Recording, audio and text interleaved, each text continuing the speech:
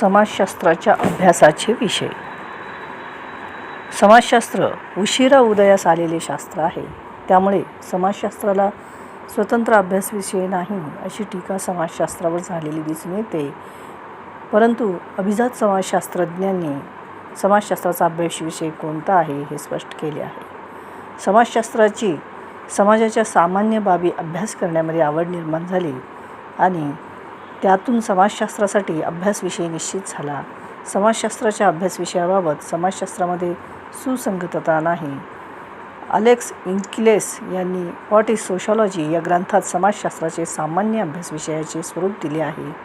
ते आपल्याला याप्रमाणे सांगता येतील. समाजशास्त्रामध्ये प्रामुख्यानं मानवी संस्कृती आणि समाजाचा अभ्यास केला जातो. कारण संस्कृती ही मानवाची एक अविभाज्य बाब आहे. मानवाने आपल्या गरजातून भौतिक आणि अभौतिक घटकांची निर्मिती केली आहे. आजही मानवाच्या गरजा पूर्ण झालेल्या नाहीत. त्यामुळे मानव बदलत्या गरजेनुसार भौतिक आणि अभौतिक वस्तूंची निर्मिती करत आला आहे. समाज, स्थळ, वेळ आणि परिस्थितीनुसार संस्कृतीमध्ये बदल होत असतो. दळणवळणाच्या साधनामध्ये विकास झाल्यामुळे संस्कृतीचे वहन झपाट्याने होत असते. त्याचा मानवी समाजावर प्रभाव होतो. समाजशास्त्राने अभौतिक संस्कृतीचा अभ्यास करण्याकडे लक्ष केंद्रित केले. यात मॅक्स मुलर, मॅलिनोव्स्की यांनी संस्कृतीचा सैद्धांतिक अभ्यास केला. संस्कृती आणि सभ्यता या संकल्पना समाजशास्त्राचा अभ्यासल्या जात आहे. दुसरा विषय आहे समाजशास्त्राचा दृष्टिकोन. समाजशास्त्राची सुरुवात 19व्या शतकात झाली. समाजशास्त्राने पहिल्या शतकात विविध सैद्धांतिक दृष्टिकोनाची निर्मिती केली, जसे डार्विनच्या प्रभावातून उत्क्रांतवाद, कॉम्टच्या प्रभावातून प्रत्यक्षवाद, स्पेन्सर, डर्कहाइम, नॉडेल, ब्राउन, टॉल्कट पार्सन्स यांनी संरचनात्मक प्रकारेवाद, तर कार्ल मार्क्स यांनी मार्क्सवाद, द्वंद्वात्मक भौतिकवाद, द्वंद्वात्मक ऐतिहासिकवाद, प्रतिकात्मक अंतरक्रिया, नवमार्क्सवाद, नवसंरचनावाद, नवप्रकारेवाद इत्यादी दृष्टिकोन पाश्चिमात्य राष्ट्रात निर्माण झालेले दिसून येतात. या दृष्टिकोनाशिवाय भारतीय समाजशास्त्रामध्ये प्राच्यविद्या अभ्यास, दलितवादी दृष्टिकोन किंवा उठावात्मक दृष्टिकोन, सभ्यतावाद असेही दृष्टिकोन निर्माण झालेले आहेत. या दृष्टिकोनाचा अभ्यास समाजशास्त्रामध्ये केला जात आहे. तिसरा समाजशास्त्राच्या अभ्यासाचा विषय आहे सामाजिक शास्त्रातील अध्ययन पद्धती. समाजाचा अभ्यास करण्यासाठी प्रथम अभ्यासकाला अध्ययन पद्धती व त्याच्या तंत्राचे ज्ञान असणं आवश्यक असते. समाजाचा शास्त्रीय आणि अचूक अभ्यास करण्यासाठी सामाजिक शास्त्रामध्ये निरंतर नवीन पद्धती निर्माण होतात. त्या अध्ययन पद्धतीचे ज्ञान होण्यासाठी या पद्धतींचा अभ्यास समाजशास्त्रात केला जातो. जसे निरीक्षण पद्धती, मुलाखत, सर्वेक्षण पद्धती, सांख्यिकी पद्धती, व्यष्टी अध्ययन पद्धती, प्रघटनाशास्त्र, लोकविधी विज्ञान इत्यादी अध्ययन पद्धतींचा अभ्यास केला जातो. चौथा समाजशास्त्राच्या अभ्यासाचा विषय आहे सामाजिक क्रिया आणि सामाजिक संबंध. मानवी क्रियांनी समाजातील भौतिक आणि अभौतिक घटकांची निर्मिती झाली आहे. मानव हा कर्ता आहे, त्याचा अभ्यास केला पाहिजे असे समाजशास्त्रज्ञ टॉल्कट पार्सन्स यांनी आपला सामाजिक क्रियाचा सिद्धांत मांडताना म्हटले आहे. आज समाजशास्त्रात मानवी क्रियांचा सूक्ष्म पातळीवरून अभ्यास होत आहे. मानवी क्रिया देखील सामाजिक प्रभावातून निर्माण होतात. म्हणून सामाजिक क्रियांची पार्श्वभूमी समाजात तपासली जात आहे. सामाजिक क्रियेतून मानवी सामाजिक संबंध निर्माण होतात. त्या सामाजिक संबंधांचा अभ्यास करण्याकडे आपले लक्ष पुरवले आहे. एवढेच नव्हे तर रॉबर्ट मॅकायव्हर आणि C.H. पेज म्हणतात की सामाजिक संबंधांचा अभ्यास करणारे शास्त्र म्हणजे समाजशास्त्र होय. थोडक्यात समाजशास्त्रात सामाजिक क्रियांचा आणि सामाजिक संबंधांचा अभ्यास केला जातो. पाचवा समाजाच्या अभ्यासाचा विषय आहे व्यक्तिमत्व. शारीरिक, मानसिक आणि सामाजिक गुणांचे एकीकरण जेव्हा व्यक्तीमध्ये होते तेव्हा ते व्यक्तीचे व्यक्तिमत्व असते. मानवाच्या व्यक्तिमत्वाचा अभ्यास समाजशास्त्रामध्ये केला जातो. व्यक्तीच्या व्यक्तिमत्वावर परिणाम करणारे शारीरिक, मानसिक, सामाजिक, भौगोलिक आणि आनुवंशिक घटकांचा अभ्यास समाजशास्त्रामध्ये केला जातो. संस्कृती आणि व्यक्तिमत्व यांना परस्पर पूरक अध्ययन केले जाते. आधुनिक समाजात आज व्यक्तिमत्व महत्त्वाचे झाले आहे. त्याचे विविध पैलू देखील समाजशास्त्रामध्ये अभ्यासले जातात. समाजशास्त्राच्या अभ्यासाचा पुढचा विषय आहे समूह. 2पेक्षा अधिक व्यक्तीमध्ये सामाजिक संबंध निर्माण होतो तेव्हा तेथे समूह अस्तित्वात येतो. मानव आपल्या गरजा एकापेक्षा अधिक समूहातून पूर्ण करण्याचा प्रयत्न करत असतो. त्यामुळे समूहाची निर्मिती समाजामध्ये होते. या समूहाचा व्यक्ती, समूह, समाज आणि समूहाचा संबंध निर्माण होतो. त्या संबंधांचा अभ्यासही समाजशास्त्रामध्ये केला जातो. उदाहरणार्थ भारतातील जाती आणि जातीच्या उपजाती यांचा संबंध शोधणे इत्यादी. 7वा समाजशास्त्राच्या अभ्यासाचा विषय आहे समुदाय. भारतीय समाजामध्ये प्रामुख्याने 3 समुदाय असलेले दिसून येतात. एक आहे ग्रामीण समुदाय, दुसरा आदिवासी समुदाय आणि तिसरा नागरी समुदाय. मानवाने आपल्या सोयीनुसार आपले वसतिस्थान निर्माण केले आहे. समाजशास्त्राने जंगलात राहत असलेल्या समान बोलीभाषा असणाऱ्या किंवा बोलणाऱ्या आणि समान संस्कृती असलेल्या लोकसमुदायाला आदिवासी समुदाय म्हटले. शेती व शेतीशी संबंधित कार्यावर आपली उपजीविका करतात त्यांना साधारणपणे ग्रामीण समुदाय असे म्हटले. उद्योग आणि व्यापारावर जीवन जगणाऱ्या लोकसमुदायाला शहरी समुदाय असे ढोबळमानाने म्हटले. समाजाच्या अभ्यासकांनी आपल्या अध्ययनाच्या सोयीसाठी हे समुदाय निर्माण केले आहेत. या समुदायांचा अभ्यास मोठ्या प्रमाणावर केला जात आहे. प्रत्येक समुदायाचा स्वतंत्र अभ्यास पद्धतीने होत आहे.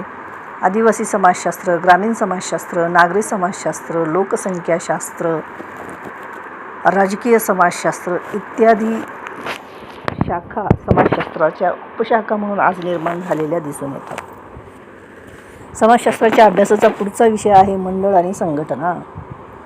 मानवाला एकापेक्षा अनेक गरजा असतात, त्या निर्माण होतात तेव्हा मानव समान गरजा असणाऱ्या लोकांना एकत्रित करून आपल्या गरजा व समस्या सोडवण्याचा प्रयत्न करत असतो. त्यासाठी तो समिती, मंडळ, संघटन यांची निर्मिती करत असतो. अशा समिती, मंडळ, संघटनांचा अभ्यासही समाजशास्त्रामध्ये केला जातो. सामाजिक संघटना, राजकीय संघटना, धार्मिक संघटना, शैक्षणिक संघटना, कामगार संघटना इत्यादी अनेक संघटनांचा सूक्ष्म पातळीवर अभ्यास समाजशास्त्रामध्ये केला जातो. समाजशास्त्राच्या अभ्यासाचा पुढचा विषय आहे लोकसंख्या. लोकसंख्या हा देखील समाजशास्त्राच्या अभ्यासाचा महत्त्वाचा विषय झालेला आहे. या विषयाला अनुसरून लोकसंख्याशास्त्र निर्माण झाले आहे. जन्मदर, मृत्यूदर, अर्भक मृत्यू, बालमृत्यू, घनता, लोकसंख्या वाढ, क्रियाशील लोकांचे प्रमाण, प्रक्षेपण इत्यादी लोकसंख्याचे विषय समाजशास्त्रात अभ्यासले जात आहेत. लोकसंख्या अभ्यासाचे महत्त्व वाढले आहे. समाजशास्त्राच्या अभ्यासाचा पुढचा विषय आहे कुटुंब आणि नातेसंबंध. व्यक्ती कुटुंबात जन्माला येते. कुटुंबच त्याची पहिली पाठशाळा असते. कुटुंबातच सामाजिक संस्कार, सामाजिकरण होते. नातेसंबंध कुटुंबातच मिळतात. समाजशास्त्रात कुटुंब संस्थाचा सकारात्मक आणि नकारात्मक अभ्यास केला जात आहे. कौटुंबिक समस्या, उदाहरणार्थ विवाह, कौटुंबिक हिंसाचार, हुंडाबळी, घटस्फोट, वृद्धांच्या समस्या, सरोगसी, सहजीवन पद्धती, विवाहपूर्व लैंगिक संबंध, समलैंगिकता, निराधारांच्या समस्या इत्यादी घटकांचा अभ्यास समाजशास्त्रामध्ये होत आहे. समाजशास्त्राच्या अभ्यासाचा पुढचा विषय आहे राजकारणाशी संबंधित घटक. राज्यव्यवस्था समाजातील एक महत्त्वाची संस्था म्हणून समाजशास्त्रात अभ्यासली जाते. म्हणून समाजशास्त्रामध्ये आज राजकीय समाजशास्त्र ही एक वेगळी उपशाखा निर्माण झालेली दिसून येतात. राजकीय ध्येय धोरणांचा समाजावर काय परिणाम होतो याचा अभ्यास या शाखेमध्ये केला जातो. समाजामध्ये व्यक्ती शक्ती, सत्ता, संपत्ती, प्रतिष्ठा प्राप्त करण्याचा प्रयत्न करत असतात. मानवात असलेले नेतृत्व गुण, शासन व्यवस्था, अधिकाराचे प्रकार, समाजाच्या सुव्यवस्थेसाठी निर्माण झालेले कायदे, कायद्यांचा प्रभाव, नियंत्रणाची व्यवस्था, दबाव गट, राजकारण, लोकशाही, हुकुमशाही, समाजवाद, भांडवलशाही इत्यादी विचारप्रणालींचा अभ्यास हा समाजशास्त्रामध्ये होतो. त्यासाठी राजकीय समाजशास्त्र ही उपशाखा निर्माण झालेली दिसून येते. पुढचा विषय आहे समाजशास्त्राच्या अभ्यासाचा शिक्षण आणि विज्ञान. आधुनिक काळामध्ये शिक्षण हे वैज्ञानिक दृष्टिकोनातून दिले जात आहे. शिक्षण हे केवळ संस्काराचे ठरत नसून व्यवसाय, उद्योगाचे प्रशिक्षण, कौशल्य, सैद्धांतिक ज्ञान निर्माण केले जात आहे. विज्ञान आणि तंत्रज्ञानाचा विकास झाला त्यामुळे त्याचे समाजव्यवस्थेवर परिणाम झालेले दिसून येतात.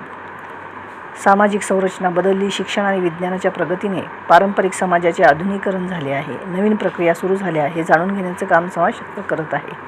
थोडक्यात समाजशास्त्रात प्रत्यक्ष शिक्षण आणि विज्ञानाचा अभ्यास केला जात नाही, तर त्याचा काय परिणाम झाला आहे याचा अभ्यास केला जातो. समाजशास्त्राच्या अभ्यासाचा पुढचा विषय आहे धार्मिक घटक. प्रत्येक समाजात धार्मिकता असते, धर्माला स्थान असतं. धर्म हा मानवी जीवनाचा अविभाज्य भाग आहे. धर्माशिवाय समाज असत नाही आणि धर्माशिवाय व्यक्तीसुद्धा असत नाही. धार्मिक श्रद्धा, कल्पना, विश्वास, देवी देवताच्या संकल्पना, त्यांच्या अनुषंगाने असणारे धार्मिक कार्यक्रमे, अंधविश्वास, जादूटोणा, धार्मिक प्रभाव, धार्मिक तत्त्वज्ञान आणि विज्ञान, विविध धर्म आणि त्यांच्या तत्वातील फरक, धर्माची उत्पत्ती, त्याचे सिद्धांत, धार्मिक सण उत्सव, संघटना, धार्मिक संघर्ष इत्यादी धार्मिकतेबाबतच्या अनेक घटकांचा अभ्यास हा समाजशास्त्रामध्ये केला जातो. मॅक्स वेबरने प्रोटेस्टंटांची नीतितत्त्वे आणि भांडवलशाहीचा उदय हा सिद्धांत मांडलेला आहे. कोणत्याही समाजाला समजावून घेण्यासाठी धर्म हा अतिशय महत्त्वाचा ठरतो, म्हणून धर्माचा अभ्यासही समाजशास्त्रामध्ये होत आहे. समाजशास्त्राच्या अभ्यासाचा पुढचा विषय आहे सामाजिक स्तरीकरण. समाजव्यवस्थेच्या सदस्यांची विषम दर्जा असलेली स्तरात झालेली विभागणी व रचना म्हणजेच स्तरीकरण होय, असे थिओडर केपलर म्हणतो. मानव वस्ती करून राहत होता तेव्हापासूनच सामाजिक स्तरीकरण असल्याचे दिसून येते, असे अभ्यासकांचे मत आहे. सामाजिक स्तरीकरणाचे प्रामुख्याने 2 प्रकार आहेत. एक आहे बंदिस्त स्तरीकरण, ज्यामध्ये व्यक्तीला समाजाकडून दर्जा प्राप्त झालेला असतो. या स्वरूपाचे स्तरीकरण लिंग, वंश, जात, वय इत्यादीमुळे निर्माण होतो. तर खुल्या प्रकारचे स्तरीकरण हे व्यक्तीला आपली बुद्धी, कौशल्य, कष्ट आणि हिमतीने प्राप्त करावे लागते. समाजात सत्ता, संपत्ती, प्रतिष्ठा इत्यादींनीही स्तरीकरण होते. भारतातील सामाजिक स्तरीकरण हे जातीवर आधारित निर्माण झाले आहे. स्तरीकरणाचा अभ्यास वैज्ञानिक पद्धतीने केला जात आहे. समाजशास्त्राच्या अभ्यासाचा पुढचा विषय आहे सामाजिक प्रक्रिया. व्यक्ती हा समाजातील कर्ता असतो.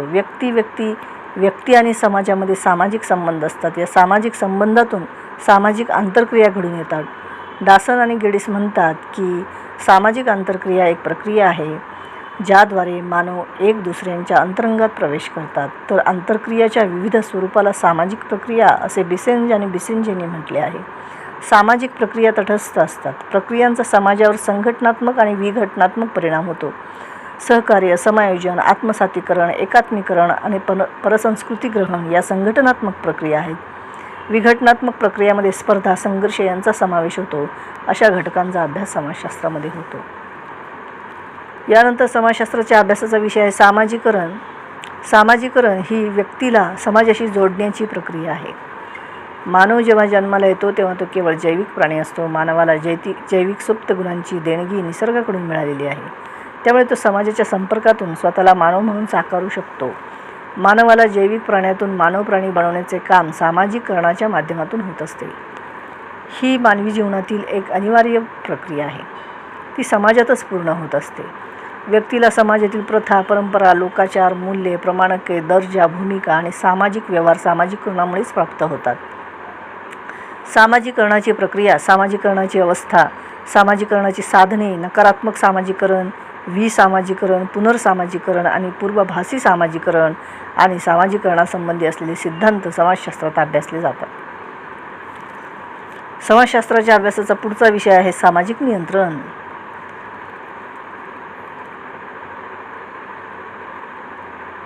सामाजिक नियंत्रणाची समाजाला खूप आवश्यकता असते. प्रत्येक व्यक्तीच्या इच्छा, आकांक्षा, हेतू आणि गरजा असतात.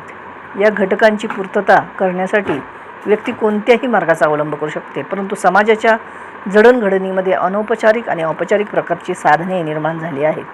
समाजशास्त्रात या साधनांची आवश्यकता आणि त्यांच्या परिणामांचाही अभ्यास केला जात आहे. समाजशास्त्राच्या अभ्यासाचा पुढचा विषय आहे सामाजिक परिवर्तन. सामाजिक संरचनेतील बदल म्हणजे सामाजिक परिवर्तन होय, असे हॅरी जॉन्सन यांनी म्हटले आहे. सामाजिक परिवर्तन एक अनिवार्य व निरंतर चालणारी प्रक्रिया आहे. मानव हा जैविक प्राणी आहे, त्यामुळे ते समाजात क्रियाशील राहतो. आपल्या गरजा, आकांक्षा पूर्ण करण्यासाठी प्रयत्न करतो. व्यक्तिगत आणि सामाजिक स्तरावर तो संघर्ष करत असतो. म्हणून कार्ल मार्क्स म्हणतात की सामाजिक संघर्षातूनच सामाजिक परिवर्तन घडून येते. सामाजिक आंदोलन वा चळवळ सामाजिक परिवर्तन घडून येण्यासही कारणीभूत आहे. समाजात परिवर्तनाचे कारणीभूत घटक, परिवर्तनाची दिशा, परिवर्तनाचे प्रकार, परिवर्तनाचं स्वरूप आणि त्याला निर्माण होणारा अडथळा, त्याचे परिणाम इत्यादींचा अभ्यास हा समाजशास्त्राच्या अभ्यासाचा महत्त्वपूर्ण घटक आहे. सामाजिक परिवर्तनाचे अनेक महत्त्वपूर्ण सिद्धांत समाजशास्त्राच्या अभ्यासातून निर्माण झालेले दिसून येतात. अशा प्रकारे समाजशास्त्राच्या अभ्यासाचे विषय असलेले दिसून येतात.